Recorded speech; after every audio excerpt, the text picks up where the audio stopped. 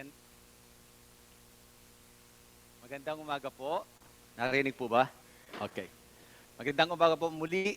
Ako po si Russell at ako po yung naatasan sa umagang ito na magpahayag ng salita ng Diyos.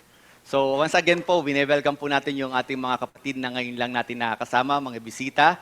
At tayo po yung magsisimula na po sa ating pag-aaral. Mga kapatid, ano po ba yung banal at yung kabanalan? Paano po ba tayo magkakamit ng kabanalan? Lumaki po tayo mga kapatid doon sa kultura at relihiyon na kung saan ang banal ay yung lugar na kung saan kapag ito'y ating nadadaanan at nakikita, lalo na po sa marami sa atin, no? Hindi maaring hindi tayo titigil at may gagawin tayo. Nahalala po ba niyo yun? At lumaki po tayo mga kapatid kung saan yung banal ay yung mga tao na patay na binigyan sila ginawan sila ng imahe, inukit. Yun yung banal. Doon po yung ating nakalakihan. Lumaki din po tayo mga kapatid na yung kabanalan ay yung pong ating sinasabi, yung ating inaawit, at yung ating pong ginagawa sa loob ng simbahan. Yun yung kabanalan. Lumaki tayo sa mga bagay na akala natin, yun yung banal at yung kabanalan. Ngunit iba po, mga kapatid, yung turing ng Diyos sa banal at sa kabanalan, pagtitingnan po natin sa Biblia.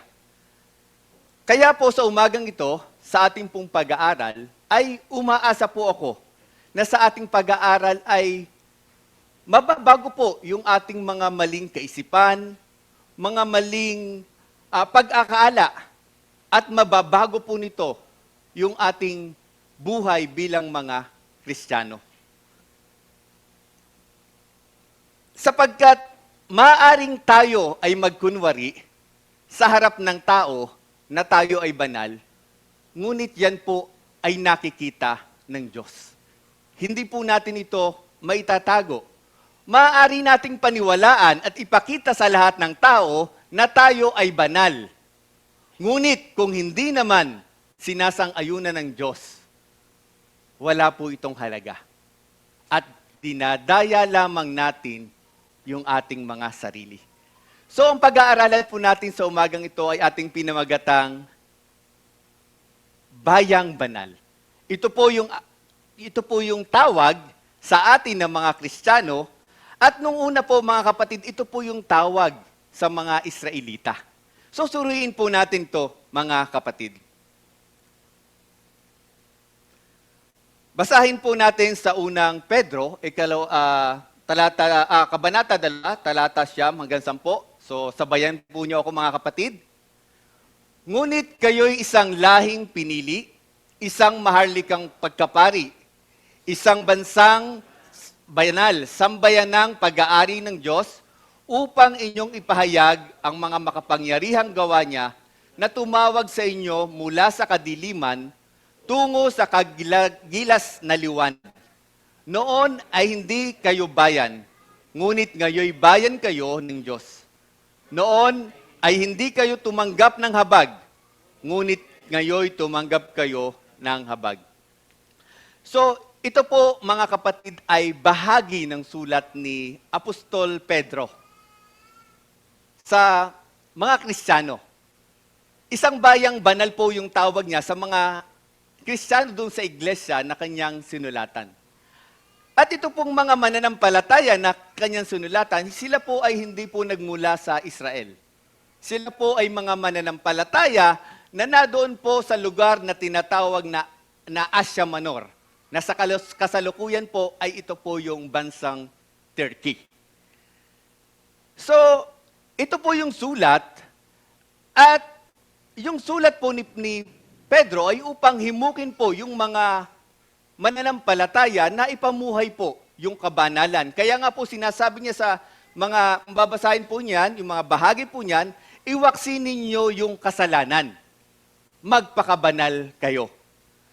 Isa pong bayang banal, isang sambayang pag-aari ng Diyos.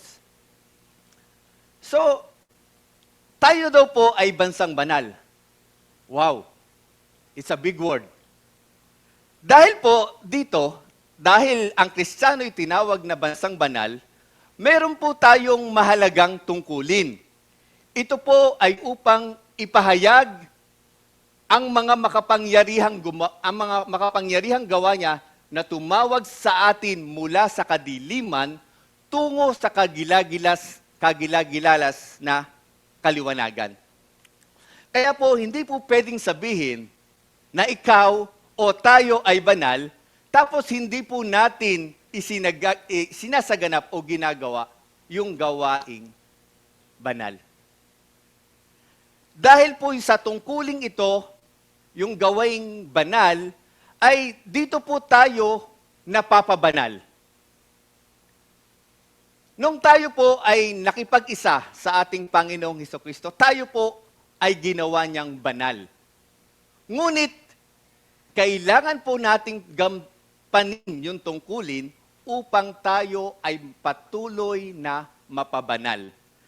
Ginagawa niya tayong banal, ngunit tayo po ay dapat na nagpapabanal sa pamamagitan ng pagganap sa mga tungkuling ito. Bansang banal.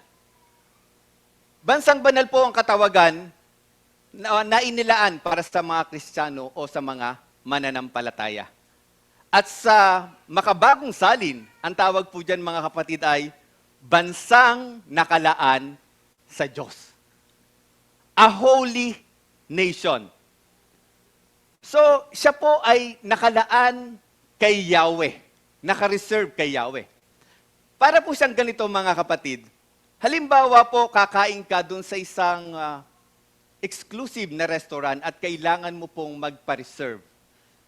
So, pag nagpa-reserve ka po doon, mga kapatid, habang naka-reserve yon, yung table mo, walang pwedeng pumunta doon sa table na yon. Tama po ba?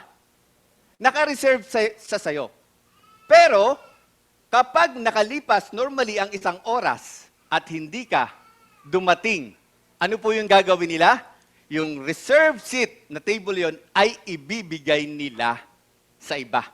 Ibibigay nila yon para sa mga chance customer o yung mga nandoon na walang reservation.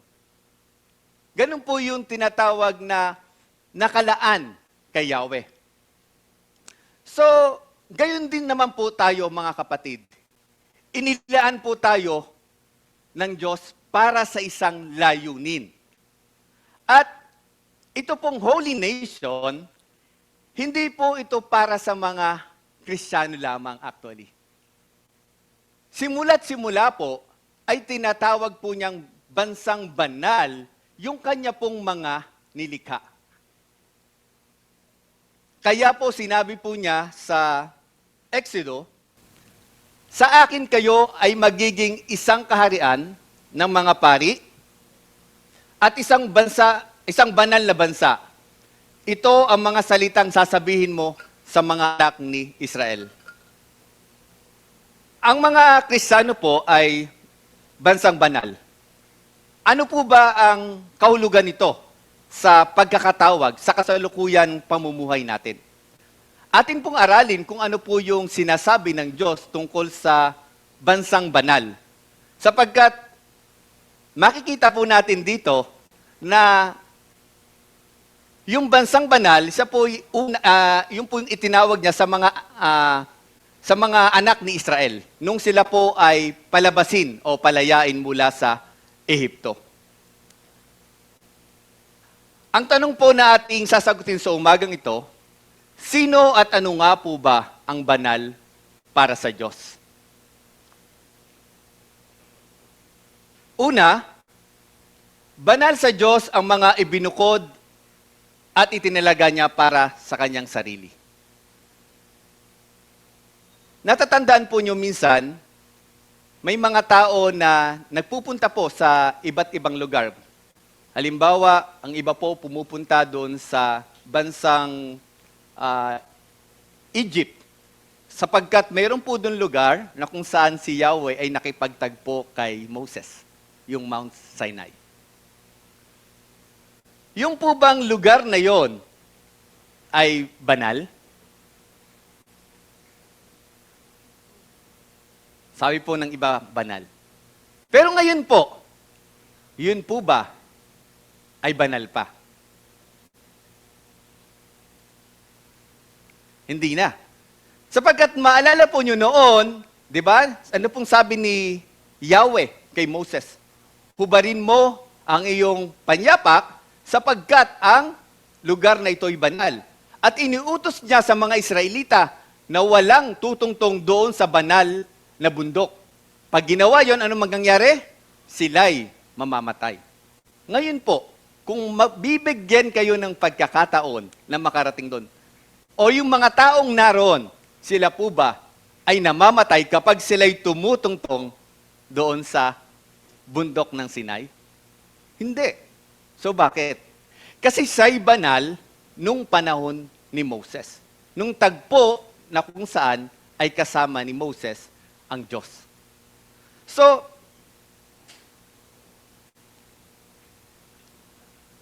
hindi po pwede na ang tao yung magtalaga kung ano po yung banal at hindi banal. Gaya po ng sinabi ko, yung Sinai, siya po noon ay banal, pero hindi po natin pwedeng sabihin na ngayon siya ay banal pa rin. Hindi po pwede sabihin na yung kapatid na ito ay banal at yung isang kapatid ay hindi banal. Wala po akong kapangyarihan para magsabi kung sino po sa atin dito yung banal at hindi banal. Tanging ang Diyos po ang may kapangyarihan doon. Ang kailangan lang po nating gawin ay tuklasin natin kung ano po ba yung sinasabi o itinuturo ng Diyos tungkol doon sa kabanalan. At sa ating pong pagtuklas, ayon po sa salita ng Diyos, ay doon po nating malalaman kung ano ba yung gawaing banal at gawaing hindi banal. So magkaiba po yun. Magkaiba yung magsasabi ka na itong kapatid na ito'y banal at yung ito ay hindi banal. Kaiba po siya sa malalaman natin kung ano yung banal na gawain at yung banal na hindi gawain. Kapag nakikita mo na gumagawa ng masama, hindi mo siya pwedeng sabihin na hindi ko alam na hindi yan banal. No? Pero pag tao, wala tayong karapatan na magsabi sa tao. Pero sa ginagawa niya, malalaman natin ayon sa salita ng Diyos kung ito'y banal o hindi banal. So ano ngayon ang tinutukoy niya na banal na ibinukod niya at itinalaga sa kanyang sarili? So, sa unang Pedro, Kabanata 2, siyam hanggang 10, ito po yung binasa natin, isang bansang banal, sambayan ng pag-aari ng Diyos. Sino po yung may-ari? Ang Diyos. So, ang isang Kristiyano, kapag siya po ay, kung tayo ay nakipag-isa sa Panginoon, ang Diyos na po yung nagmamay-ari sa atin. Noon po, ang nagmamay-ari sa atin ay yung kaaway ng Diyos. Ngunit tayo'y binili niya. Binili niya tayo ng may halaga. Yung kanya pong buhay. So, ang bansang banal po, mga kapatid, ay ang mga Kristiyano o ang iglesia. Noong una po, ang bansang Israel, siya po yung bansang banal na tinatawag ng Diyos. Ngunit bago pa po tawaging bansang banal, ang Israel, ay tinawag na po niyang bansang banal sina Adan, yung unang tao. Ngunit sila po ay nagkasala. So, noong pong bumagsak po ang Israel, kasi 'di ba sila yung mula kay Adan, dumating si Noah na mula sa kanya gusto uli ng Diyos na magkaroon ng bansang banal, no? Tapos nagpakasama na naman ng tao. Tapos nakarating po doon sa Tower of Babel, no? Tapos doon sa Tower of Babel, ano po yung nangyari? Itinakwil nila si Yahweh. Ayaw na nila kay Yahweh. Gusto na nila sa ibang Diyos. Kaya sila ay itinakwil din ng Diyos. Bagamat sila itinakwil ng Diyos, sila ipinagkatiwala sa ibang Diyos sa layunin na para pagdating ng panahon, pagdating ng Mesiyas, ay sila'y maibalik muli sa Diyos. Yun po yung layunin. Pero nung bumagsak po ang Israel, ay ang Kristiyano na po, siya na po yung naging bayan ng Diyos. At ano po ba yung ibig sabihin, mga kapatid, ng salitang banal? Ano po ba yung ibig sabihin? So, dito po, sa word study, makikita po nyo, yung salitang Hagion Ethnos, or Ethnos Hagion, a holy nation. So, the word na holy, ito po yung Hagion. Okay? So, sa original po na salin, ang salitang gamit po ay Ethnos Hagion, o holy nation, bansang banal. Ano po ba yung ibig sabihin ng Ethnos Hagion o Hagion Ethnos na isang bayang banal? So, dito po, sa study word again, makita po yung naka-enclose, yung pong naka-box. Hagios implies something set apart. Pag set apart, ibinukod, inihiwalay. And therefore, kapag inihiwalay, it is different. Kakaiba siya, other. And it is because, bakit siya kakaiba? Bakit siya different? Because it is special to the Lord. Hagion. Inihiwalay, ibinukod para sa Diyos. Yun po yung banal. Set apart, o ibinukod, o inihiwalay. So, tulad po sa amin noon, mga kapatid, nung bago pa po ako mag-asawa, bago pa po nakuha ni Ate Cha yung aking puso, no? Kapag kami po noon ay kumakain sa bahay, alam mo po ang ginagawa po ni nanay, lagi po niyang inihihiwalay yung aking pagkain. Ito po ay sapagkat either galing pa ako sa trabaho, hindi pa ako dumarating galing sa trabaho, o galing ako sa gala, no? Inihiwalay na po ni nanay yung aking pagkain. Sapagkat minsan din po, dahil hindi rin ako nakikipag-unahan sa pagkain sa mga kapatid ko. Yung po laging sinasabi ni nanay, kaya inihihiwalay niya yung aking pagkain. So, inihiwalay sa ni nanay, so para po siyang tinatawag na holy ulam. Walang pwedeng gumalaw sa aking mga kapatid. So, ganun po siya. Yun po, ibinubukod na ulam o set apart na ulam para po sa amin. So, yun po yung ibig sabihin ng hagios. No? Inihiwalay. Ang isa pa pong meaning ng hagios ay different. Meaning, kakaiba.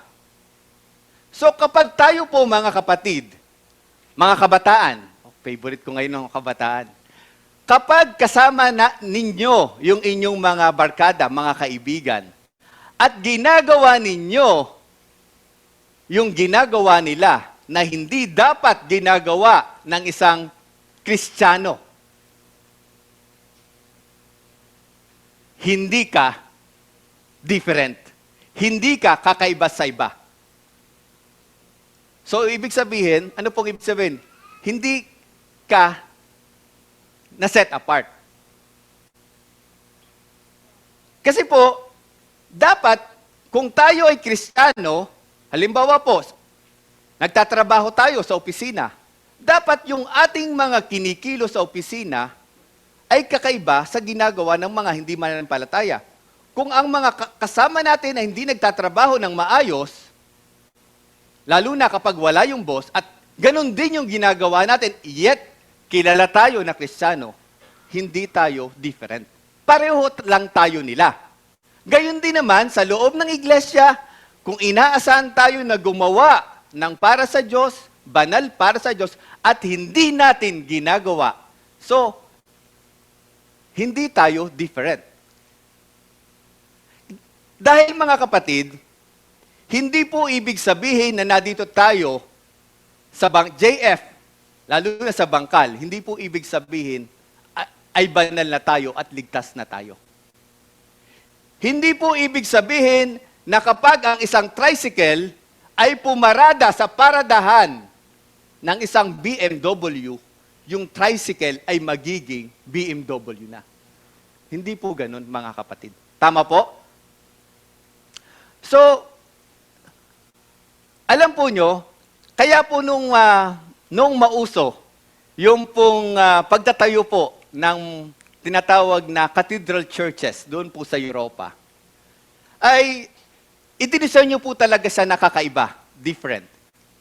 Hindi po siya, nung magtayo po ng mga cathedral churches, hindi po siya katulad lamang ng mga bahay. It is built differently. Kakaiba yung disenyo. Kaya po ngayon, actually, sa Europe po, may mga dating ginawang simbahan na wala na nagsisimba. At alam po nyo kung ano na po ginagawa ngayon sa Europe? Ano na po siya? Nagiging museum. Bakit po siya naging museum? Dahil siya'y disenyong kakaiba. Kaya nagiging tourist attraction na siya. So, ganun po siya. No? Yun po yung ginawa nila noon. At sa kasaysayan po, mga kapatid, ito history tayo ngayon. Last time, nung may gawain po yung mga workers, may math quiz po dito. Pero ngayon po, history. Sa kasaysayan po, mga kapatid, noong 1611, doon po, mga kapatid, nagsimula yung pong tinatawag na taguring Templo Sacra or Holy Temple o banal na templo. Noong 1611 po yan, mga kapatid, dyan po nagsimula. So, tinawag po nila yung Templo Sacra or Holy Temple, ito po'y tinawag ng tao, hindi ng Diyos. Sino po yung tumawag na Templo Sacra or Holy Temple or banal na templo? Tao, hindi ang Diyos. So, ang tao po at hindi po yung Diyos ang tumawag.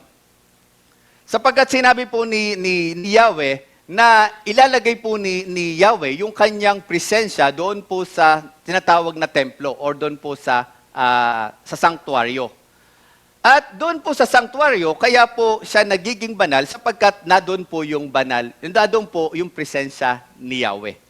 So doon po sa templo, no, bagamat yung pong mga templo sakra na taguri ng tao ay ang tao ang gumawa, pero meron po kasing templo sakra na tinatawag siya at isa lamang po yun.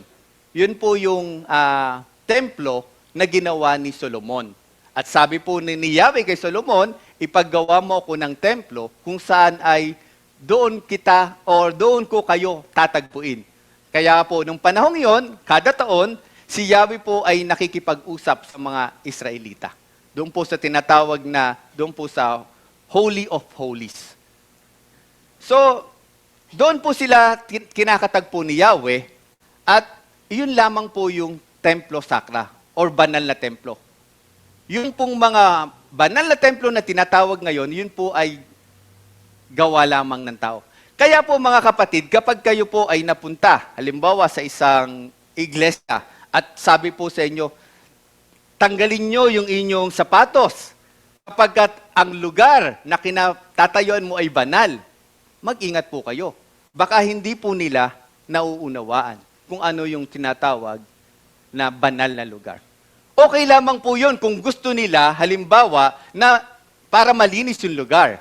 Pero hindi pwedeng sabihin dahil yun ay banal na templo. Dahil kung wala doon ang presensya ni Yahweh, hindi po siya banal na templo. Ito pong lugar na ito kung saan tayo narito ngayon, hindi po ito banal na templo.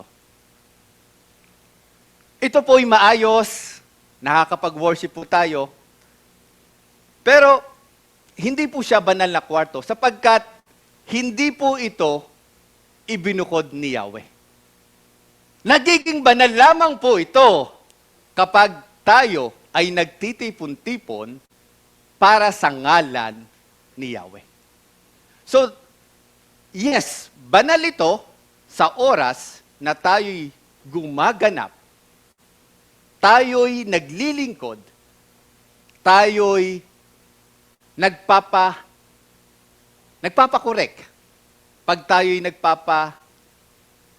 umanhin kay Yahweh, kapag tayo'y naglilingkod kay Yahweh.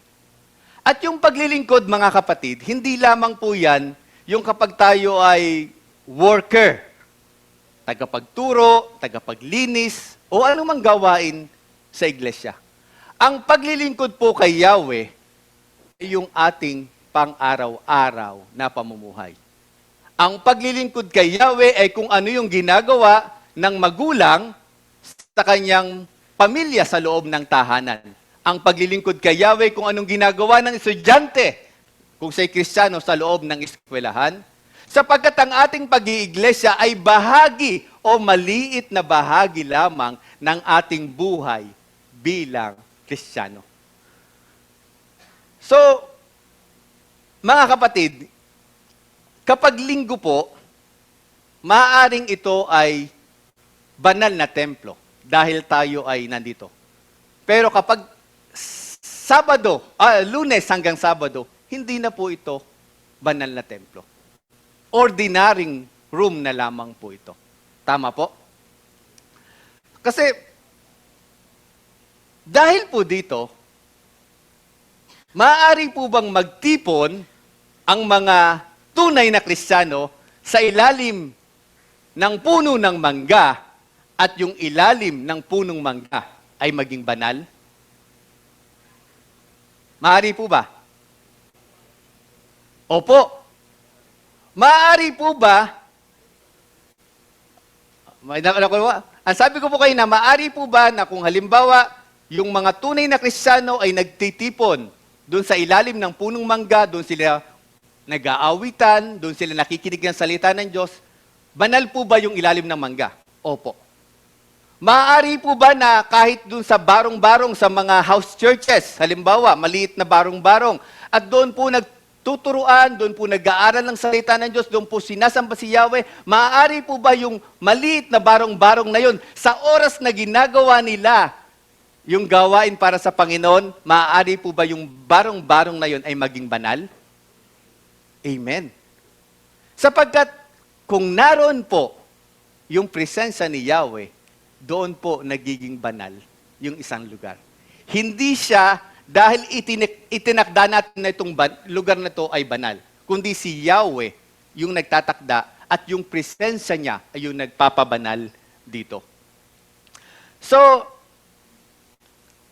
ito po yung nagiging banal sapagkat doon po nagtitipon yung mga mananampalataya. Yung mga willing na magpakorek. Willing na kahit nasasaktan sa aral gaya nito, willing na sundin. Hindi dahil sa sinasabi ni Kuya Russell, ngunit dahil yun ang sinasabi ng Diyos. Dahil kung hindi po yun, mananagot po tayo. At hindi lamang po kayo, pati kasama din po ako. Kaya nga po, narito tayo upang magturuan. Kung saan po kasi, di ba, bakit po yung puno ng mangga, ilalim ng puno ng mangga, bakit yung barong-barong, bakit po nagiging banal? Bakit po, ano po ba yung pangako ng Panginoon? Sabi po niya kasi, kung mayroong dalawa o higit pa na nagtitipon sa aking pangalan, ako'y nasa kanilang kalagitnaan. Ano po yung pangako niya? Kung may dalawa o higit pa, ako'y nasa kalagitnaan. Doon po nagiging banal yung isang lugar dahil sa presensya ni Yahweh. So, kung ganun po, yung nagpapabanal sa presensya ni Yahweh, dahil sila nagtitipon-tipon, masakit man po, pero paalala po para sa iba, lalo na po sa mga kapatid natin na nasa Zoom. No? Halimbawa po, ito po, hindi po madaling sabihin, ano?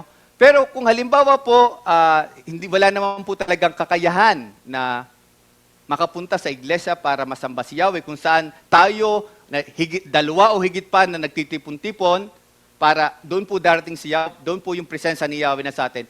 Kung hindi po talaga kaya dahil sa inyong karamdaman o walang means para makapunta rito, okay lamang po na siguro sa ngayon na sa Zoom. Pero hindi po kasi yan po yung disenyo ni Yahweh. Hindi po disenyo ni Yahweh na ang iglesia ay maging electronic church. Iyan po ay pinayagan lamang noon nung panahon ng pandemya dahil ipinagbabawal ng batas at mapanganib po sa kalusugan. Pero ngayon po, kung ito po ay kung may kakayahan po tayo na makadalo, lalo na po kung tayo po ay nakakapunta tayo sa mall, nakakapasok tayo sa trabaho, dala po natin yung ating mga anak pagpupunta ng mall. Tapos halimbawa po, hindi tayo makakapunta sa church dahil tayo natatakot, dahil baka magkasakit. Pero pag sa mall, hindi.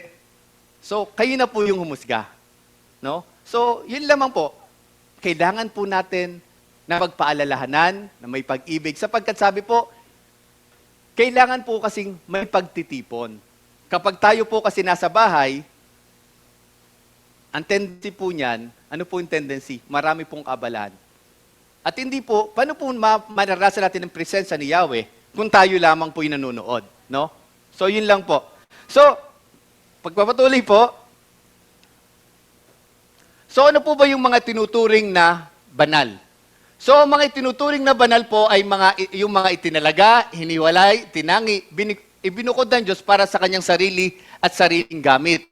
Maaaring ang mga ito yung mga bagay na walang buhay o kaya ay lugar na nais ng gamitin. So, ano po yung mga tinuturing na banal?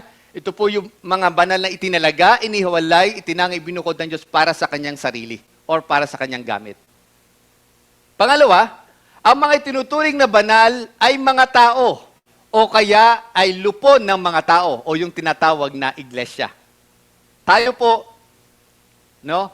At o espiritu na may buhay na nais gamitin ng Diyos upang isakatuparan ang kanyang layunin. Ano po ba itong espiritu na may buhay? Dapat po small letter E lang yan. Yan po yung mga nilikhang makalangit. Yan po yung mga Elohim at yung mga anghel. Although sa atin pong panahon, para sinimplify, para madali, ang tawag na lang pangkalahatan ay anghel. Pero yan po yung mga nilikhang makalangit. No? So, ano po ba yung mga halimbawa naman ng mga banal na walang buhay? So, makita po natin dyan yung mga templo. So, templo, yun po yung lugar at gusali. Gaya po nito, lugar. No? At isang gusali, pero room lang po natin. So, halimbawa po ng mga templo na banal na walang buhay, yung Eden. Bakit po banal yung Eden? Kasi sa Eden po, bago magkasala ang tao, nadun po si Adan at si Eva, andun yung mga nilikhang makalangit, andun nga yung serpent, kaya nga po di ba? Kaya nga po tinukso. At nadun din si Yahweh, naglalakad nga sa halamanan. So kasama.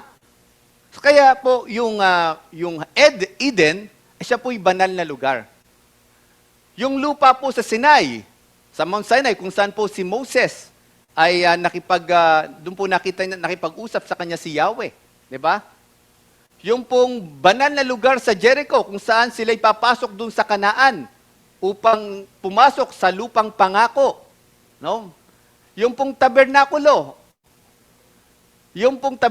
sa Jerusalem, at saka sa kalaunan po yung tinatawag na dakong banal at yung dakong kabanal-banalan kung saan yung punong saserdote lamang yung nakalalapit kay Yahweh. At iba pa po, yan po yung mga banal na walang buhay, yung templo. Templo o gusali. Yung mga kagamitan naman po, may mga kagamitan po na banal. At nagiging banal siya kapag siya'y ibinukod ni Yahweh. Hindi tao yung nagbubukod.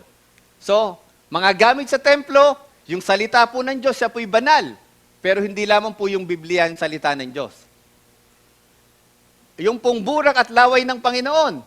Bakit po siya naging banal? Di ba? Natatandaan po nyo, nung siya'y nagpapagaling, kumuha siya ng burak. No? At sa mga bagong panahon, mekos-mekos, pero mix-mix. Di ba? Tapos nilagay po niyo sa mata at nakakita. Kaya po mga kapatid, siya po'y banal sa Panginoon, pero hindi po natin pwedeng gayahin. Banal siya sa Panginoon that time, pero hindi natin pwede natin gawin. Kasi hindi po siya tinuro ng mga apostol. Maliban lamang na ang Panginoon mismo magsabi sa atin, gawin mo yung ginawa ko. Pero kung hindi niya ginawa, hindi po natin pwedeng gawin. Yung panyo ni Pablo, hindi po pwede mga kapatid na itong panyong ito na ipag-pray ko sa ito'y banal, kaya pwedeng gamitin. Naku, delikado po. Lalo na po sa panahon ngayon, baka po yung panyo na, yung pala, may virus pa. Kasi po siya'y banal para po kay Pablo, pero hindi po siya banal para sa atin. Maliban muli na sabihin sa atin ng Panginoon na gamitin mo itong panyo para magpagaling. Kasi kung siya po'y banal, para sa atin, ano po dapat ang gagawin ng mga apostol? Ituturo na gamitin nyo yung mga panyo. Pero hindi po yan itinuro ng mga apostol. Ang itinuro sa atin ay sundin ang mga inuutos ni Yahweh. Magpakabanal para kay Yahweh. Yung pong kautusan, yung pong mga alay at handog, yan po'y banal kay Yahweh. Kaya nga po, kapag nangako tayo na ibibigay natin kay Yahweh at hindi po natin ibinigay, mag-ingat po tayo. Mas mabuti pang huwag kang mangako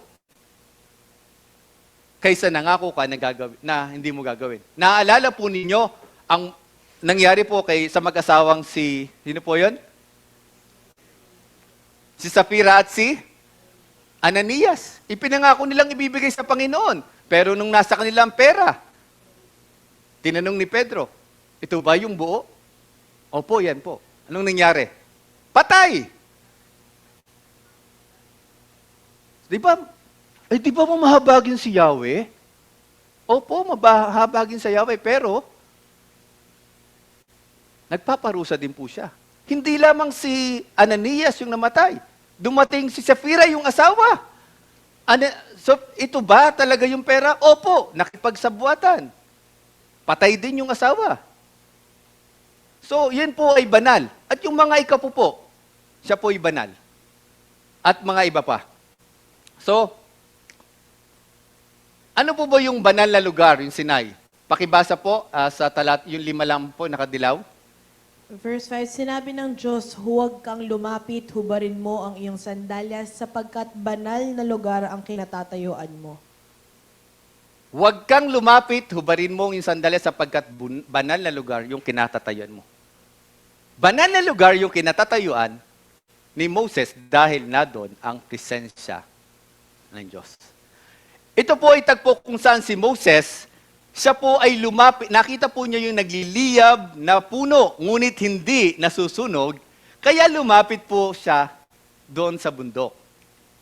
At nagsalita po mula doon sa bus, ang Panginoon, at sabi po sa kanya, hubarin mo yung sandalyas sapagkat ang lugar na ito ay banal.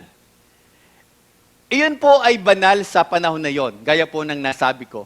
Ang tanong ko po ngayon ay, ulitin ko, banal pa rin ba siya sa ating panahon? Hindi na po. Kasi natapos na ni Moses, nung panahon yun, yung kanyang tungkulin para sa Diyos at para sa Israel. Sapagkat, madami po mga kapatid, yung sa panahon natin, yung gumagastos, alam po pumupunta po sa iba't ibang lugar, para masabi nila makarating dun sa holy places. Alam po niyo mga kapatid, wala naman pong masama na pumunta sa lugar kung may kakayahan. Pero hindi po pupunta doon dahil siya'y banal na lugar. Maaring because history tells na dito naganap. Pero hindi po natin pwede sabihin na dahil itong lugar na ito ay banal. Meron po kasi isang lugar sa Israel kung saan yung Via Dolorosa. Na kapag sila daw, may mga Kristiyano nagpupunta po doon, at pag sila daw po yung lumalakad, ramdam daw po nila yung kabanalan. At para daw pong binubuhat nila yung krus ng Panginoong Hesukristo. That is an heresy. Dahil hindi po natin pwede at hindi natin kaya na buhatin yung krus ng Panginoon. Ang kaya lang natin buhatin ay yung pasanin, yung ating krus. So yun po, yung pong mga lugar na yan, banal lamang po siya dahil na doon yung presensya ng Diyos. Yung Sinai na yan, it is now a piece of real estate. Isa na lamang po siyang real estate. Hindi na po siya banal. So halimbawa po minsan, mga kapatid, ito po sa mga worship leaders, inaawit natin, maganda po yung boses ko pag ipagpaumanhin. This is a holy ground We're standing in holy ground. Tama po ba yung kantang yon? Actually, when we say we're standing in holy ground, it's partially correct lang. Dahil yung lugar na kung saan ikaw ay umaawit, ay hindi naman itinilaga ni Yahweh, hindi inihiwalay ni Yahweh. So, hindi siya holy ground. Nagiging holy ground lamang siya dahil sa oras na yon, ginagawa mo yung para kay Yahweh. So, partially correct lang siya. So, nung oras na inaawit natin, na yung puso natin ay nandun ng pag-uumapaw, na si Yahweh banal, nagpapakumbaba kay Yahweh, yung lugar na yon, yung lugar na ito ay nagiging banal. Kaya po, ito pong lugar na nandito tayo, naniniwala po ako, ito po ay holy ground. Ito is sacra templo sacra, sa oras na ito. Lalo na po kung andun yung ating puso na tayo ay lumapit at magpakumbaba kay Yahweh. Pero kung narito po tayo at ang ating layunin ay magrelihiyon, kung ang ating pong layunin ay dahil may guntot lang tayong makita or makuha, this may be a holy ground. Ito man ay kalupunan ng mga banal, ngunit hindi ibig sabihin dahil nadito ka, ikaw ay banal. Or tayo ay banal. Kung hindi naman tayo nagpapakabanal sa harapan ni Yahweh. At mga kapatid, hindi po mahalaga kung ano yung sasabihin ng ating kapatid kung tayo'y banal o hindi banal. Ang mahalaga, kung ano po yung sasabihin ni Yahweh. Sapagkat nakikita ni Yahweh yung laman ng ating puso, ng ating isip. So nakakalingkot po mga kapatid na pagdating po ng wakas, kung tayo po ay narito at hindi naman po tayo tunay na nag-iiglesia. Nakakalungkot po sapagkat darating po yung panahon, marami po yung tatangis, marami po yung tatawag, Panginoon, Panginoon. Di ba nandun ako sa JF? Hindi nga po ako nag-a-absent, Panginoon, naglilingkod nga po ako. Pero anong sasabihin ni Yahweh? Lumayo ka sa akin, mapaggawa ng tampalasan. Yun po yung nakakalungkot. Kaya nga po, mga kapatid, hindi tayo perpekto. Kaya nga narito tayo upang magpalakasan, magturuan, magtulungan. Dahil minsan malakas ka, mahina ako. Minsan mahina ako, malakas ka. Yun po yung nagagawa ng iglesia. At dito po tayo napapabanal. Hindi po tayo mapapabanal kung halimbawa sa oras na to, nasa mall tayo. Wala po doon yung presensya ni Yahweh. Maliban na lamang kung napag-usapan natin na doon tayo pupunta sa mall at doon natin gaganapin sa isang room. Yung lugar na yon, sa oras na yon, magiging templo sacra or holy temple sa oras lang na yon. So yun po yung mga kapatid. Kaya dapat po ay binabago po natin yung ating mga saloobin, mga kapatid, kapag tayo sumasamba. Minsan po nahihiya tayo, naitaas yung ating mga kamay. Bakit? Minsan po nahihiya tayo na umawit sa Panginoon. Pero kapag kasama natin ng mga kaibigan, hindi natin ibigay yung mic na parang yung pong sa, ano ba yun, sa video, okay, yung number na doon na lahat. No? So, baguhin na po natin.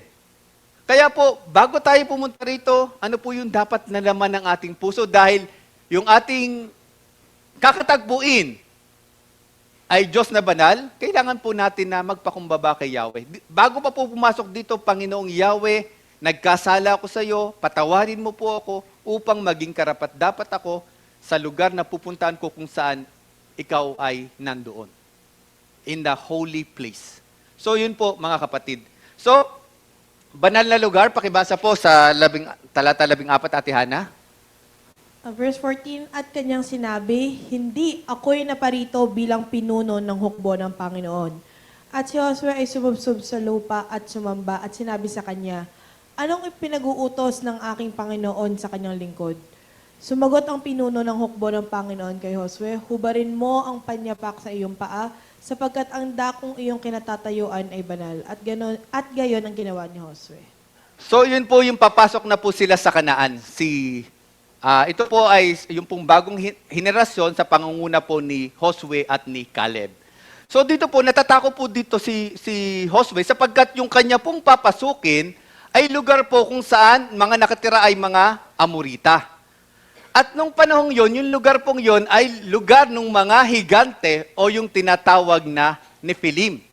Yun nga po yung dahilan kung bakit yung mga nauna sa kanila, yung mga unang henerasyon na lumabas mula sa Ehipto, bakit po sila nangamatay?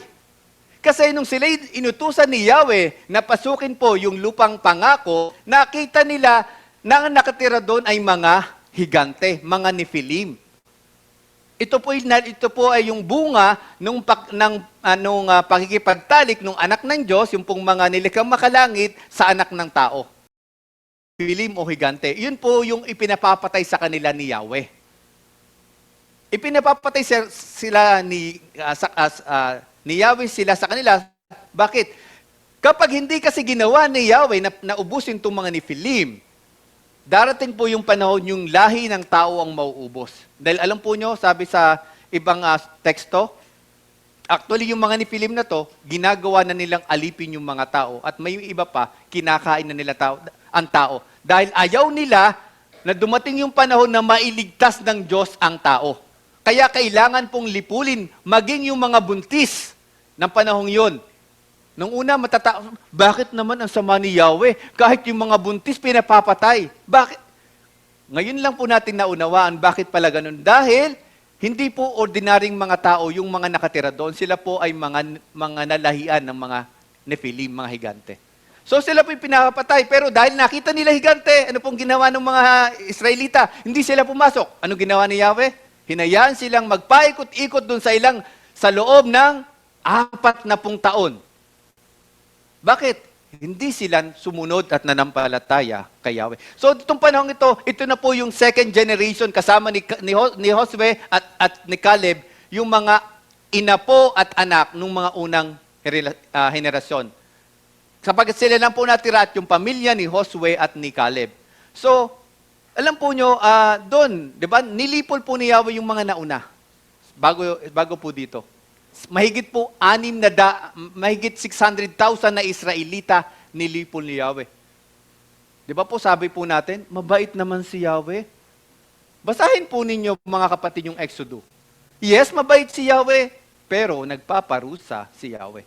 Kaya hindi po natin pwedeng sagarin yung kahabagan ni Yahweh. Kaya po nung dumating sa Deuteronomio, ay ang inaibig sabihin po to present again. Kaya po yung laman ng Deuteronomy, pareho lamang po siya ng laman ng Exodus. Kasi piniresent uli, huwag nyo nang gagawin yung ginawa ng inyong mga ninuno. So ganun po yung nangyari. Ito yung nais ni Yahweh. Okay? Dito po nakita po ni Josue yung pinuno ng hukbo ng Panginoon. Alam po ba nyo kung sino yung pinuno ng hukbo ng Panginoon? Siya po ay walang iba kundi ang Panginoong Hesukristo. Siya po yung hukbo ng Panginoon. Siya rin po yung angel of the Lord na nagpapakita. Siya po yung word of God. Siya po yung name of Yahweh at siya yung cloud rider sa book ni Daniel. Siya po yung ikalawang Yahweh na nagpapakita sa lumang tipan.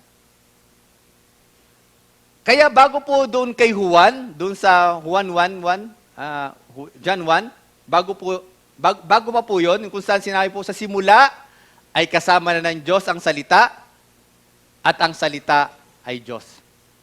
So, yun po. So, hubarin mo ang iyong panyapak dahil ang lugar na ito ay banal.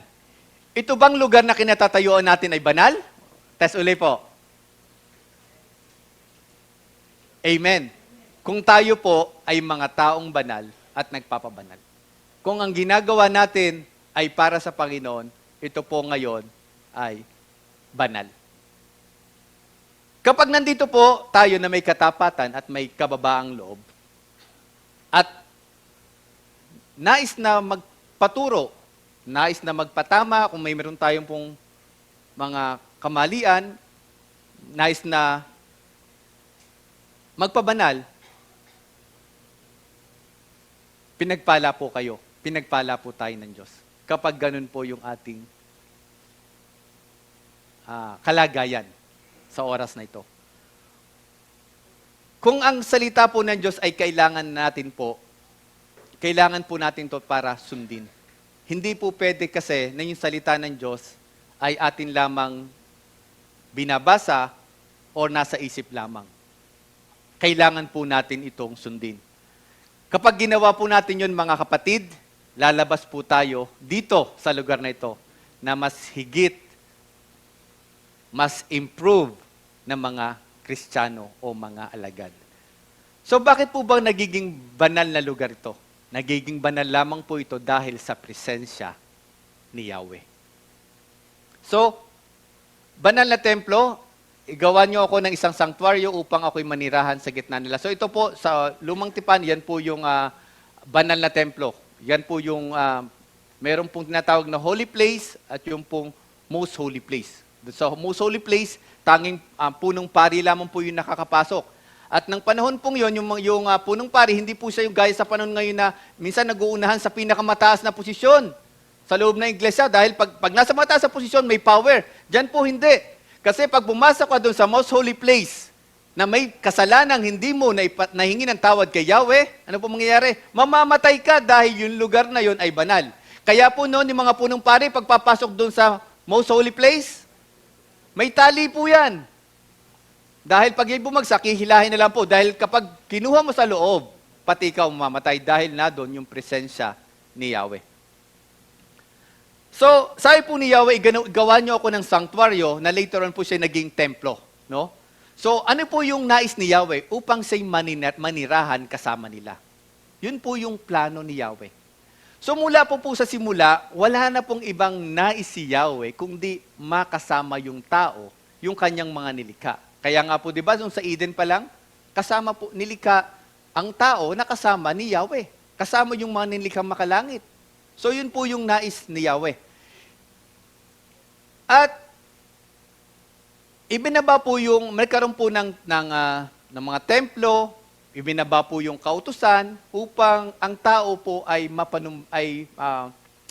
makilala po nila yung kasalanan. Upang sila, sa gayon, sila po ay malaman nila kung ano yung po yung kalooban ni Yahweh. Ang kautusan po ay ibinigay sa Israel, hindi po para ang Israel ay maligtas. Sapagkat hindi po nagliligtas ang kautusan. Sa halip, ay tinuturuan lamang po ng kautusan na ang tao ay mamuhay ng banal. Perfect po yung kautusan pero wala pong nakakasunod sa kautusan. Ang nagliligtas po mula sa simula ay sa pamamagitan ng pananampalataya. Mula sa simula hanggang sa huli, pananampalataya.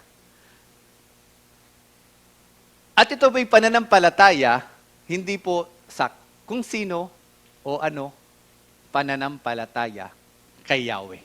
Kasi sa panahon po natin ito, marami yung nagsasabi na may pananampalataya, pero si Yahweh ba yung kanilang pinananampalatayanan? So, at ganoon din po, mga kapatid sa Bagong Tipan, noong dumating po ang Panginoong Hesus, ang lahat po ng mga nanampalataya ay naliligtas.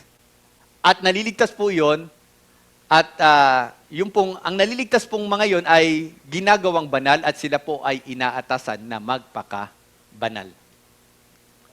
Banal na templo, so sabi po dito, hindi ba ninyo alam na kayo'y templo ng Diyos at naninirahan sa inyo ang kanyang espiritu? So, sino po yung banal na templo? Ang banal na templo po ay yung iglesia. Hindi po yung lugar na ito, kundi yung kalupunan. So kung tayo po ay bahagi ng iglesia, then tayo ay kabahagi ng templo ng Diyos. Kaya hindi po maaaring maging banal ang iglesia kapag Sunday lamang. Tapos Lunes hanggang Sabado, tayo po ay nangangalunya, o ikaw ay naglalasing, ikaw ay nagmamarites, ikaw ay nagsusugal, ikaw ay nangaagrabyado ng kapwa, ikaw ay nagnanakaw at iba pa. Hindi po pwede na Sunday lamang tayo banal. Dahil tayo po ay iglesia. Tayo yung templo po ng Diyos. Dahil may babala po si Yahweh. Kung hindi po tayo susunod sa babala, manganganib po tayo. At yung pong babala na yon, hindi po para dito lamang. Babala po siya para sa walang hanggan. Kaya kailangan po natin mga kapatid na pigilin. Kailangan natin na pigilin po yung ating mga nag-uumalpas na damdamin. Minsan, inis na inis ka na sa kapatid mo. Minsan, inip na inip ka na sa nagtuturo sa harapan mo. Pero, Lord, gagawin ko to para sa'yo. So, ganun po yun mga kapatid. So, banal po na templo, yung pong katawan. Hindi ba nyo alam na ang inyong katawan ay templo ng Espiritu na nasa inyo at ipinagkaloob ng Diyos sa inyo? So ano po yung banal na templo? Yung ating katawan. Ito po ay banal kay Yahweh. At yun po ang dahilan kaya kailangan nating ingatan yung ating katawan. Hindi po ibig sabihin na yung ating katawan, templo, na nasa loob po natin si Yahweh. Ibig sabihin po, kasama natin si Yahweh dahil tayo nakipag-isa kay Yahweh. Kaya tayo nagiging templo, yung ating pong katawan. Ano po ngayon ang kahulugan ng templo?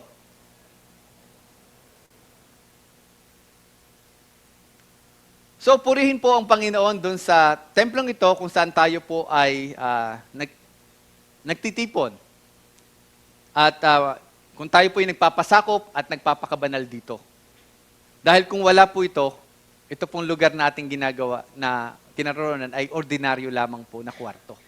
Kaya nga po sabi ko po, alam po nyo sa GFCM sa Cebu, yung kanila pong, wala po silang ganito, mapalad po tayo, meron tayong lugar. Yung kanila po, doon po silang titipon sa hotel. So pag Sunday, yung lugar na yon, isang kwarto, yun ay templo sacra dahil sa paggawain. Pero pagkaalis nila doon, yun ay nagiging ordinaryong hotel. So, ganun po siya. Ayon sa lahat ng aking pinakita sa inyo, sa inyong huwaran ng tabernakulo at sa inyong huwaran, lahat ng kasangkapang yon ay gayon ninyo gagawin. So, dito po, sa Exodo, meron pong mga gamit na banal. Yung po yung mga kasangkapan, yung pong mga 7 pieces, yung po yung nasa loob ng templo. At yung pong yung mga bagay na yun ay banal sapagkat yun po ay inihiwalay ni Yahweh. Actually, si Yahweh po nagsabi kung ano yung sukat, paano siya gagawin. So yun po ay banal na gamit. So, banal na gamit yun po yung kautusan. Sabi po, kaya't ang kautusan ay banal at ang lahat ng utos ay banal at matuwid at mabuti. So yung kautusan po, siya po ay banal. Bagamat hindi siya nagliligtas, pero siya po ay banal sapagkat si Yahweh yung nagbigay po nito. Si Yahweh yung nagtakda po nito. So banal po ba ang kautusan? May nagsasabi po na wala na po tayo sa kautusan sapagkat under grace na daw tayo. Diba? May nagaganon po. Sinasabi nila na sa lumang tipan po ay sa lumang tipan lamang yan. Pero sa bagong tipan, tayo'y under by grace na. So, maraming banal mga kapatid, na di maliligtas. Inuulit ko po. Maraming banal na di maliligtas, ngunit lahat ng maliligtas ay banal. Bakit? Si Adan, siya'y nilikhang banal, pero siya'y nagkasala. Ang Israel, sila'y tinawag na bansang banal, pero madami sa kanila ang napahamak. Yung mga lumabas sa Israel, sa Ehipto, more than 600,000 lahat napahamak. Nang ang Panginoon ay tumawag ng 12 mga alagad, lahat sila ay tinawag na mga banal. Pero may isa na napahamak. So mga kapatid, maaaring tayo'y banal ngayon. Ngunit kung hindi po tayo magpapatuloy, hindi tayo magpapakorek, hindi tayo mananampalataya at maglilingkod hanggang wakas, hindi po tayo maliligtas. Kaya,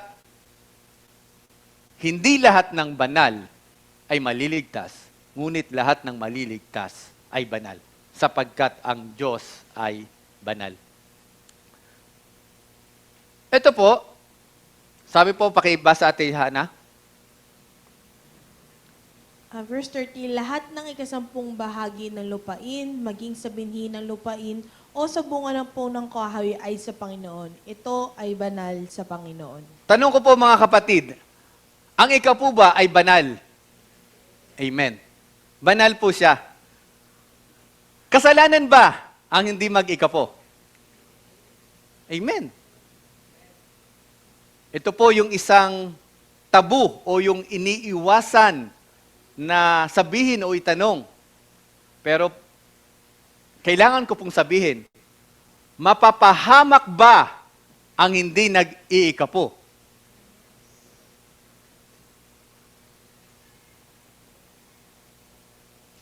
Bakit po kaya sinasabi na ninanakawan niyo ako? Bakit po ganun ang... Bakit po yun ang pananalita ni Yahweh? Ano po ba yung pwedeng nakawin sa iglesia? Halimbawa mga kapatid, kung kayo po ay kukuha ng tubig sa likod, sa pantry, yun po ba'y inyong ninakaw? Hindi. Dahil yung tubig ay para sa ating lahat. Tama po? Gamitin natin yan, inumin natin yan, hindi natin yan ninakaw. Ano po yung pwede nating nakawin sa iglesia? Halimbawa po ito, pag-aari po ng iglesia. So pag ito po'y kinuha nyo, inuwi nyo sa bahay nang walang paalam, ano pong tawag doon? Ninakaw. Sapagkat ito, yung tubig ay hindi ibinukod. Ito po ay ibinukod para sa gawaing pagministeryo, gagamitin para sa pagtuturo. Ang maari pong manakaw, yung pong inihiwalay. Kaya po, pagpatungkol po sa ikapo, kahit po, alam po nyo, minsan ayokong sabihin kasi parang paulit-ulit naman, pero kailangan po nating ituro dahil mapapahamak po tayo. Hindi po ginamit yung salitang hindi ibinigay ang ikapo. Tama po? Ano po nakalagay? Bakit po yung sa doon sa hindi po sa Levitico, doon po sa Malakay. Bakit po hindi ginamit na hindi ninyo binibigay ang ikapo? Bakit po ang ginamit ay ninanakawan nyo? At si Yahweh po yung nagsabi noon. Bakit? Dahil yung ikapo ay sinet apart ni Yahweh. Ibinukod ni Yahweh. Kaya hindi po ginamit yung hindi ninyo binibigay. Ang term po ay ninanakawan ninyo ako. Masakit. Hanggat maaari, ayoko nga pong ituro kasi baka after nito, hindi nyo na ako pansinin. Pero kapag ginawa ko po yun, hindi po ako magiging matapat sa Diyos. Pero lahat naman po tayo, hindi lang po naman kayo, pati po ako. Ako po ay nahatulan at natuturuan gaya ninyo. So mga kapatid, sabi ko nga po, hindi ko po nais na saktan yung marami sa atin. Pero kung hanggang ngayon, actually po,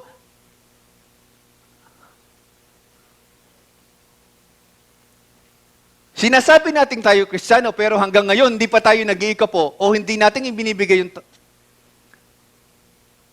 mapapahamak po tayo. Sinasabi ko po ito hindi po para husgahan, kundi bilang may pagmamahal. Dahil darating po ang panahon, kung hindi po natin gagawin, mapapahamak po tayo. So ang layunin po nito ng pagtuturo natin ay mabago. Mabago tayong lahat sapagkat ako rin po, gaya po ninyo, ay binabago din po ng Diyos. So, bilisan na po natin yung pangalawa. Ano po nga po ba yung banal para sa Diyos? Pangalawa, banal sa Diyos ang mga nagsisikap na manatili at mamuhay ayon sa kanyang kalooban. Ang Diyos po ay nagtatakda kung ano at sino ang banal sa Kanya. Hindi po tayo. Hindi po maaaring itakda ng kahit na sino. No? Kahit na italaga ng tao na banal ang anuman, hindi pa rin siya banal sa Diyos kung hindi naman siya itinakda ng Diyos. Kaya nga po sabi yung mga shrine, meron po sa Paris, yung tinatawag na Lourdes, Dambana, pinupuntahan po siya doon. At sinasabi doon po daw ay banal. Kung hindi po siya tinalaga ng Diyos, hindi po siya banal. Gaya na po na dyan, yung mga church buildings, gaya nga po, church building, banal lamang siya kapag na doon yung nagtitipon para sa Panginoon. Pero kahit siya'y simbahan, ngunit hindi naman, wala naman doon ang presensya ng ni Yahweh, o hindi si Yahweh yung itinataas. Building lang po yun. Organisasyon lamang po yun. Samahan lamang po yun. Maaring sa tao, sa simbahan, pero kay Yahweh, siya po ay ordinaryong lugar or building lamang. So, yung po mga pinagbibiling mga panyo, mga ointment, minsan po mga kwintas na medalya, ang ginagawa nilang anting-anting, banal daw yun. No? So, yan po ay mga hindi banal kung hindi po yan itinalaga ni Yahweh. Pero kung halimbawa po, gaya na kina Pablo, kina Pedro, meron po nga, yung po nga si Pedro, yung kanyang anino, no? Madaanan lamang yung anino, yung po'y banal kay Pedro. Pero sa atin, hindi natin pwedeng sabihin na, di ba? Pag dumaan ka sa anino, nadaan ka anino ko, gagaling ka rin. Yung po'y banal kay Pedro. Maliban lamang nga, ulitin ko, sinabi ni Yahweh na yun po yung gawin natin. So, hindi rin po nangangahulugan na ligtas o maliligtas ang lahat ng mga binal ng Diyos. Ang lahat ng tao at mga nilikhang makalangit, yun nga po yung mga Elohim at mga anghel, sila po ay banal na nilikha ni Yahweh. Sila po ay itinalaga niya sa tiyak na layunin, subalit marami po sa mga ito ang napapahamak. At marami pa po ang napapahamak dahil saan? Dahil sa kasalanan. Bakit po ba yung mga nilikhang mga kalangit, yung mga anghel na tinatawag, bakit po sila po yung mga banal. Pero bakit po sila napahamak? Sapagkat sila po yung nagrebelde kay Yahweh. So kung tayo po ay magre-rebelde din kay Yahweh, mapapahamak din po tayo. Kaya kailangan po natin na mag-ingat. So mga larawan at tagapaglarawan, sabi po dyan, sa 9, doon na po sa upang ang inyong pahayag ang mga makapangyarihang gawa niya na tumawag sa inyo mula sa kadiliman tungo sa kanyang kagilagilas na liwanag. So, ang mga Kristiyano po ay mga larawan at mga tagapaglarawan at mayroon po tayong layunin. Hindi po tayo mga pinili o tinawag para lamang po maging Kristiyano sa tawag. So, bakit tayo pinili at tinawag na ba Diyos? Upang tayo po'y magpahayag. Upang tayo'y magpatotoo sa Panginoon. So kung tayo po hindi nagpapahayag, hindi tayo nagpapatotoo sa Panginoon, bagkus nagiging dahilan pa tayong katitusuran, mag-ingat po tayo. Kailangan po natin lumapit sa Diyos kasi kung hindi po, mapapahamak po tayo. Maging asin at ilaw ng sanlibutan, maging kawangis tayo ng Diyos at maging kawangis din siya ng iba. So tayo niligtas upang iligtas din iba mula sa kapahamakan. Hindi po tayo niligtas para tayo-tayo lamang dito. Iniligtas po tayo upang maging kasangkapan ng Diyos upang ang iba rin ay maligtas. So naglalarawang pamumuhay. So sabi po ito, tulad ng mga masunuring mga anak, huwag kayong gumaya sa masasamang pagnanasa ng inyong kamangmangan nung una. Sa halip, yamang banal ang sa inyo'y tumawag. Ano pong sabi? Maging banal naman kayo sa lahat ng pamumuhay. Kaya nga po, hindi po pwede na banal lamang tayo dito sa loob ng iglesia. Dapat po, paglabas natin, banal din po tayo. At hindi po yun may sasakatuparan kung hindi tayo nakikinig at nag-aaral ng salita ng Diyos at isinasapamuhay ang narinig na salita ng Diyos. So, kung Kristiyano po tayo, ay dapat po na nagbabago na tayo. Halimbawa po, 2 years, 3 years, 5 years tayong Kristiyano at wala pa pong pagbabago. Let us evaluate ourselves, mga kapatid. Dapat po, kung suwail ka na anak, dapat hindi ka na suwail ngayon. Kung dati po na sumasagot ka sa magulang mo na anak, dapat po nagpapakumbaba ka na ngayon. Bagamat ang iba po sa atin ay hindi nagkaroon ng mabubuting mga magulang, ama't ina, pero sila po ay dapat pa rin nating igalang at sundin dahil sila'y magulang pa rin natin. Maliban na lamang na yung pinapagawa ng ating magulang ay labag sa kalooban ng Diyos. Doon lamang po tayo susuway. Pero ang magulang ay dapat pong igalang at sundin. Kung tayo po ay hindi pa rin nagpapatawad, kung tayo ay mahilig magtanim ng galit at hindi nagpapatawad, ngayong Kristiyano na tayo, dapat po nagpapatawad na tayo. Kasi po, hindi po pwede na hindi tayo nababago. Kailangan po na meron pong makitang pagbabago. Kasi kung hindi po, ano po yung dahilan bakit po tayo nag-iiglesia? Tinawag po tayo ng Diyos, Diyos na banal, upang tayo'y magpakabanal. Kung wala po tayong planong magpakabanal, wala po tayong plano na makasama ang Diyos. Dahil ang Diyos ay banal at ang tanging makakasama lamang niya ay banal. So, dito po, kung hindi namumuhay ng banal, ano pong sabi sa 14? Pagsikapan ninyong magkaroon ng kapayapaan sa lahat at ng kabanalan at kung wala nito'y walang sino mang makakita sa Panginoon. Bakit po natin kailangang pagsikapan na magpakabanal? Upang makita natin ang Panginoon. So kung ayaw po natin magpakabanal, ibig sabihin po, ayaw natin na makita ang Panginoon. Hindi po pwede na mamumuhay tayo na ayaw natin magpakabanal and yet gusto natin na makasama ang Panginoon. Parang gusto mong, kinain mo yung iyong cake, tapos gusto mo, pagkakain mo, may cake ka pa rin. Hindi po pwede yun. Kung wala po tayong planong magpakabanal, gaya po na sabi ko kanina, ay wala po tayong planong makasama ng Diyos. At sayang po yung ating buhay. Maaari ba na mahulog tayo sa biyaya ng Diyos? Halimbawa, tayo po ngayon ay nasa Panginoon. Maaari ba tayong mahulog sa biyaya ng Diyos? Maaari ba na mananampalataya ka ngayon at later on ay tatalikod ka? Maaari ba na masunurin ka ngayon at bukas ay suwail ka na? Maaari po, mga kapatid. Sapagkat habang nandito po tayo sa lupa, andun po yung panganib. Kaya nga po tayo ay tinuturuan, kaya nga po tayo ina-encourage na magsama-sama para po tayo magpalakasan, mag-aralan. Sapagkat kailangan po nating magpakabanal sapagkat ang Diyos ay banal. Ito po yung inatas sa atin ng Panginoon na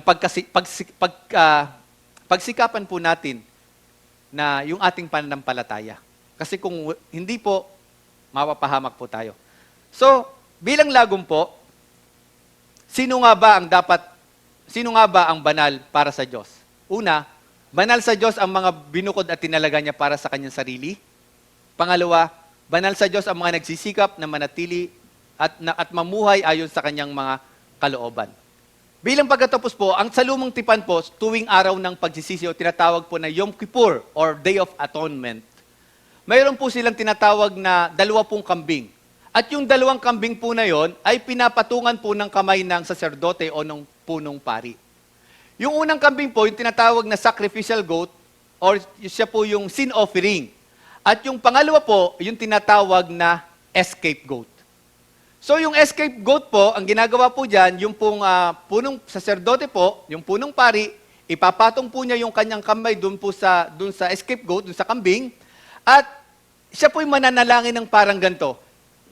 Panginoong Yahweh, sa amin pong mga pagtataksil, sa aming pong mga pangangalunya, sa aming pagnanakaw, sa lahat po ng maisip nilang kasalanan.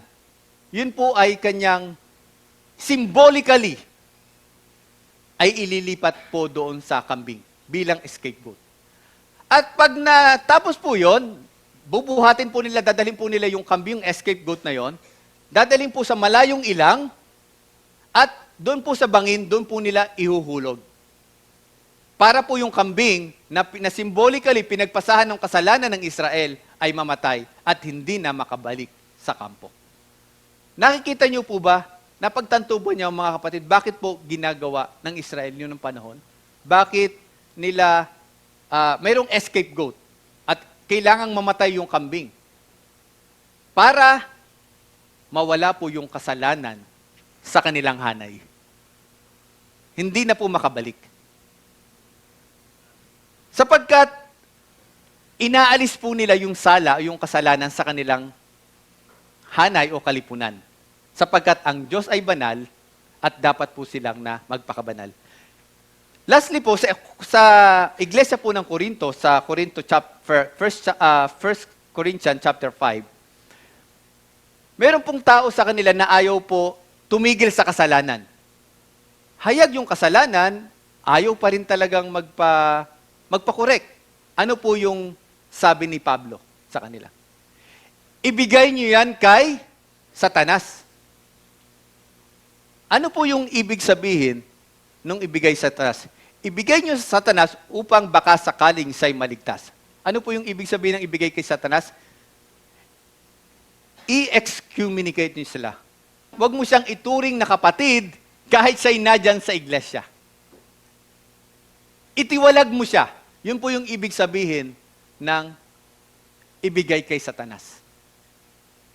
Dahil kung yan po ay gumagawa ng kasalanan at ayaw magpakorek at pinipilit pa rin nating makasama dahil kaibigan natin, ano po yung ginagawa natin? Sinusuway po natin yung nais ng Diyos. Bakit? Kalaunan, kapag hindi po ginawa, magdadamay po yan. At darating sa panahon, lahat ng nadyan, karamihan, namumuhay na sa kasalanan. Bakit? Tinolerate. So, yun po yung kailangan.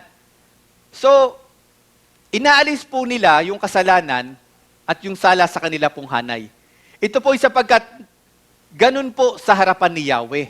Banal po si Yahweh, kaya hindi po dapat na mamuhay o patuloy na mamuhay sa kasalanan. So, tayo po yung mga Kristiyano, tinawag po tayo at pinaging banal dahil po sa ating pakikipag-isa sa Panginoon. At tayo po ay tinuturuan niya na magbago at mamuhay para sa kabanalan sapagkat yun po yung nais na sa atin. Ang kabanalan po mga kapatid ay mangyayari lamang kung tayo ay matututo na sumunod kay Yahweh. Magandang tanghali po.